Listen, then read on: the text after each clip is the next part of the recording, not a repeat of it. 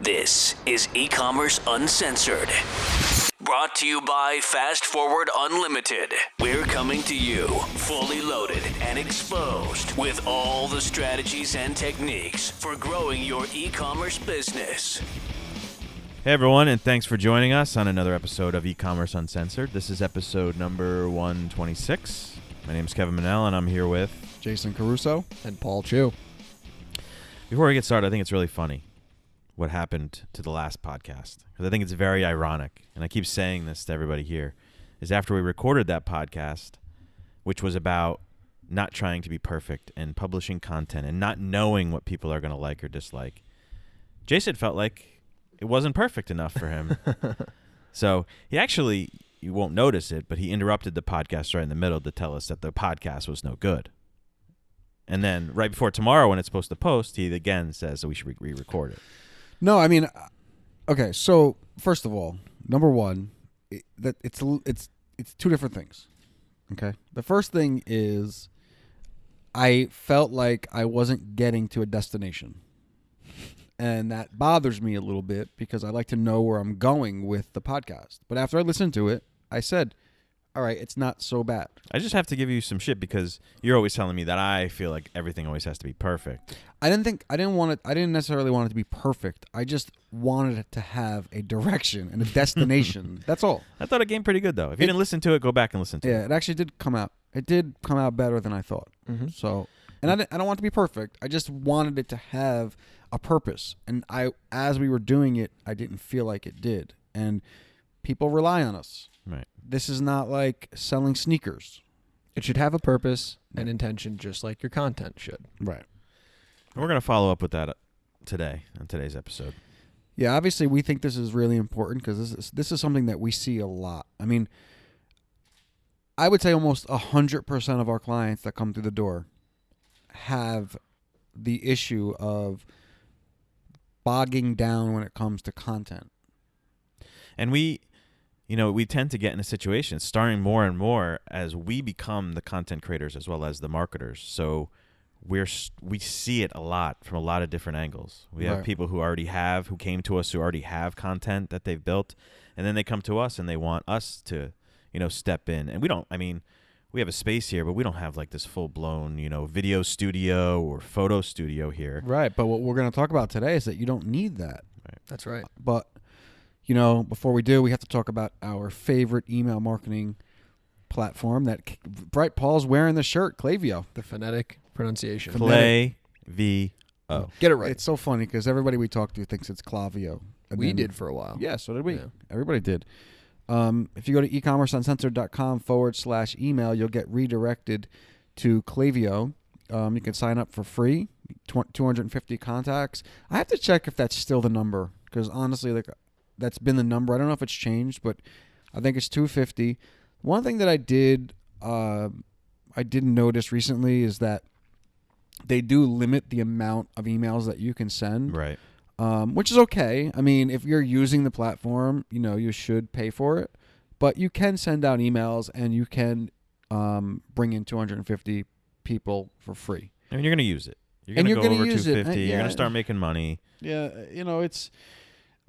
we could beat a dead horse, and we do, but, email is the number one. People talk about Facebook, and everybody gets excited when we do Facebook episodes. They get huge downloads, and everybody loves that kind of stuff. But email is still the number one marketing platform, period. Yeah. It's not even close. It's like not even close. One thing I can say though is I can no longer say that I've never seen an email that you send out that has 0 sales because we just sent one last night. You guys don't even know about it. I did it at like 9:00. Yeah. Basically, the offer was ending in like 3 hours, and no one bought from it. Ooh, it's the first time. What the hell? Well, it is an expensive. You should have had me look at the email before it went out. Well, it was just like the rest of them that made money, but I guess. It's definitely a really expensive product, so that probably has something to do with it. Mm-hmm. Yeah, Klaviyo. You can go over to ecommerceuncensored.com/email and sign up for that account over there. Yeah, they got a lot of good stuff over there. They got a whole video series that they have on there. I think it's called Ready. It is called Ready, Set, Grow, where they talk to some entrepreneurs that grew their business through email. So you can get a lot of info over there. They have their conference coming up in September. Yeah, and dude, Don't quote me on that in September. I'm not 100% sure. I think it's September. Is it? Yeah. And I get emails every day from people. And if you go on, if you join our group on Facebook, ecommerceuncensored.com/Facebook, you'll get redirected to our group, and people are always in there talking about, hey, should I use MailChimp or should I use Klaviyo? And like before I even get a chance to write, people are like, dude, Klaviyo, you know. Mm-hmm. So Cool. anyway, so let's talk about content creation and I guess what's the word, like unnecessity or Keep it simple, stupid. yeah, like Yeah. it's not necessary to get complicated, right? And you know, Paul is a little bit more in tune with Instagram than Kevin and I. And you brought to our attention this really cool, who is this? I don't even know who she is. She's, I don't know if she started out as a model or if she just started out as a content creator, but her name is Kimberly. Here, I can pull it up so you guys can look at it too. But Kimberly, huh? Don't screw it up, Paul. I'm not going to screw anything up. These He's guys are messing. worried that I'm going to mess up the technology with the television and AirPlay. Yeah, we got a nice Here we 75-inch go. TV here. I hope it's still recording, Paul. It will. Yeah, it's really cool, and it's the basic part of it is that she creates this really great photography with very low budgets. I mean, she puts her camera on a ladder. She has a ladder. She uses very, very minimal props in her backyard, within her house. And what's really fun is that she shows the final product of her photography, and then she shows the stages of how she set it up. So it's really good, like behind the scenes and DIY inspiration. Her name is Kihmberlie. That's her Instagram. It looks like she's got a video channel too, so she probably does video tutorials as well. Yeah. Yeah, she definitely probably has. I mean, at this point, it's probably like a gimmick for her. Like, that's her thing. Like, she shows how great like, at this point, she can get a tripod, but it's just for an example of how you could create really cool content with not a huge setup, not a lot of money, and just keeping it really simple. I mean, even here, the other day, Albert and Tiffany were creating content. Like we said, we get into some of this content creation for our clients. They were taking a photo shoot of one of the products, and they had like the product just propped up with rubber bands, and they were doing this. I don't even know what they were doing, but they wanted to make the product look like it was floating. So they just rigged up this thing, and in the end, no one's going to know that, you didn't have this huge space to deal with, that you didn't have this huge budget to create this content. You know what's always interesting to me, though? Like, you look at that girl that you just showed us, right? She only has 50,000 followers, and she's doing some, like, cool stuff. Yeah. Then you look at some dope on there that has 5 or 10 million people following. I'm like, Yeah. wait a minute, something's not right here. There's like, I always think of that stuff. Like, some of the best stuff on there don't get the most. It doesn't followed. get the attention. It's the people who literally take the even less time than this lady's taken Mm-hmm. to do it. Like, they're walking out their door and they're taking a picture, like a video. Like, all right, guys, I'm gonna go like cut the grass, and now like somehow they got 20 million followers. Like, it's just it just amazes me. Like, it baffles my mind how this stuff works. Yeah, social media and the days of influencers is a very strange place to be in. But there's, like you said, there's all kinds of people out there creating really, really cool stuff with not a lot. A lot of it is just your editing, and you don't even need Photoshop or like expensive programs. You can do stuff just on your iPhone, editing contrast and saturation. So Well, but I think that's even like a good example. Like, even this girl that you showed us, right? This woman that you showed us, her stuff looks like $1 million, and she only has 50,000 followers. Think about it's a good amount, though. No, but what I'm saying is, she could be even overproducing. Right. Even as minimal as she's doing, it's still more, like, right? Because the theory would be is like, the better you produce stuff, the more followers you're going to get, the more attention you're going to get. Mm-hmm. But it's really not like that, right? Like, Gary Vee has millions and millions and millions and millions and millions and millions of followers, and his stuff is like everything has like the Jets in it, the Jets football team, like football in the background, and he's like hanging out in his office. I don't know how he does it. I mean, he's just like all day long. He's just recording whatever he has to say. It's almost like, when does he have time not to be on camera?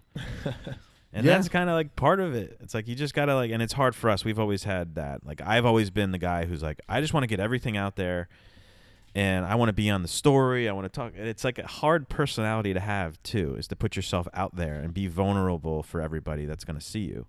I mean, he was saying, I watched a video from Gary yesterday. I think it came up on my thing. And he said, He's telling some of these big brands that they obviously, but you know why I'm going to say big brands, because he says 2,000 to 5,000 pieces of content a day they should be putting out, like some of these huge brands.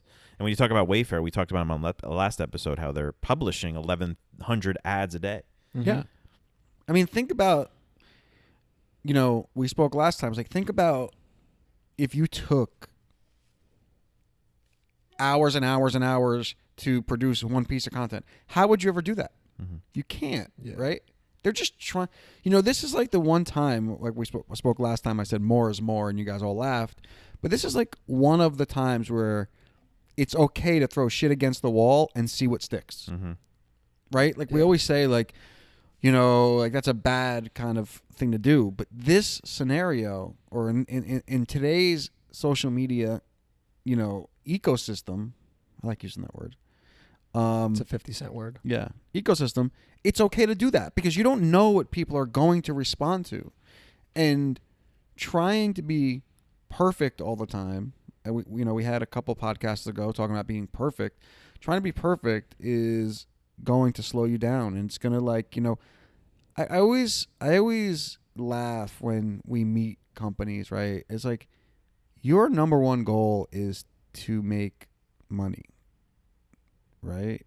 So if that's your goal, let's forget about being perfect. Let's just figure out how to make you money. Yeah. Not only does focusing on perfection halt your progress and prevent you from maybe making as much money as you can, but it also psychologically can affect you, especially if you are someone younger and you're an entrepreneur and you see people not responding to content that you spent hours making and blood, sweat, and tears, and then you're going to feel defeated and you're not motivated anymore. So it's important to not get caught up in that. Well, you're trying to predict what people are going to like or not like. Right.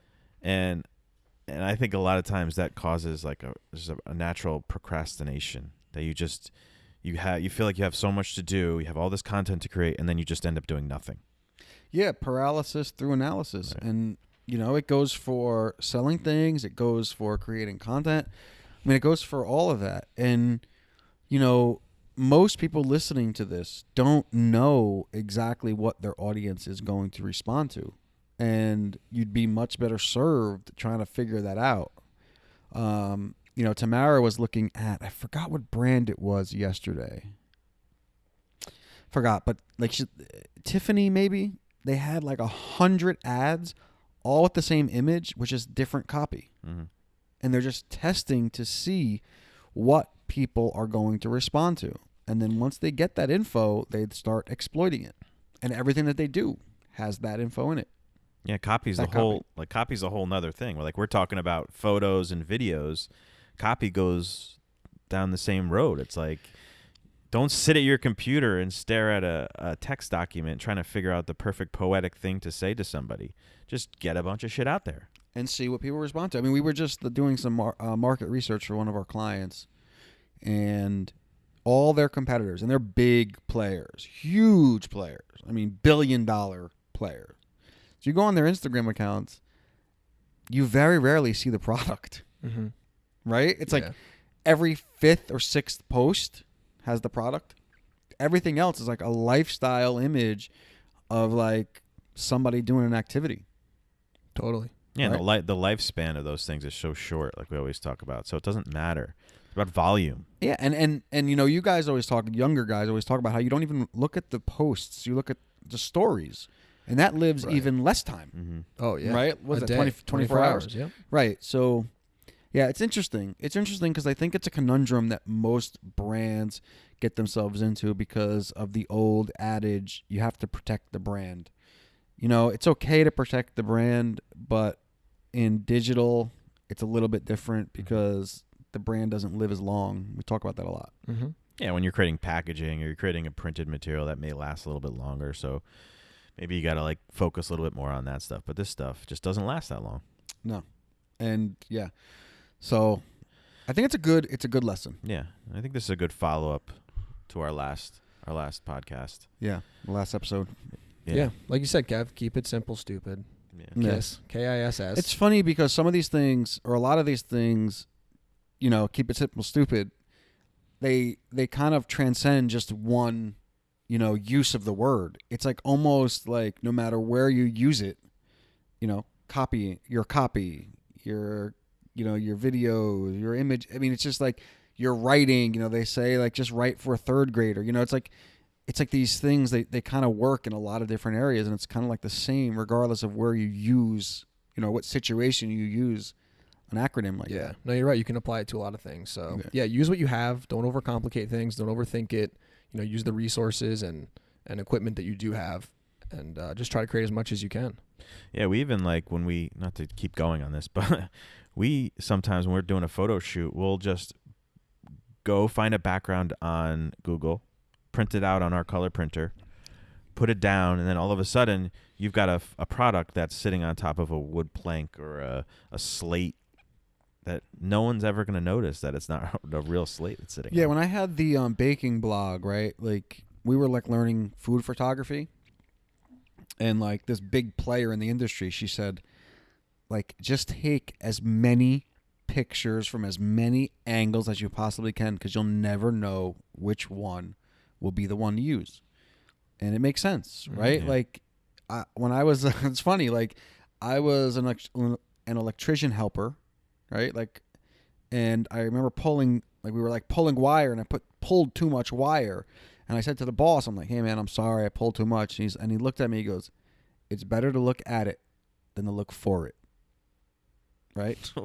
What? In other words, it's better to have too much than to have not too enough. little. Okay, that Right? makes sense. So it's better to look at it, meaning more of it, Yeah. than it is to look for it. Okay. Right? Yeah, I How many got it. times you've changed out like Oh God, it's the worst. you changed out like a socket or something, and like you're pulling on the freaking wire because you don't have enough to like do it, right? Like it's that kind of thing, right? Like it's better to have excess, right? Because there's no real, like no harm in that, but there is harm in not having enough. Yeah. I like that. That's a perfect way to end it, Jason. Yeah. Dynamite. Yeah. Cool. All right, guys. I think that was a good one. That was a nice short one for you guys to follow up on our last one. But you can sign up for Klaviyo. Don't forget about Klaviyo. Go to ecommerceuncensored.com/email and sign up for the #1 email marketing platform available out And there. it'll make you money. Yeah. Period. Sign up for our Facebook page at ecommerceuncensored.com/Facebook. And you can watch our videos over at Facebook, too, so check that out. He'll be posting to the group, right, Albert? Be posting the videos to the group? Albie. Good boy. This has been episode 126. As always, you can check us out at ecommerceuncensored.com, and we'll talk to you guys real soon. Later. See ya.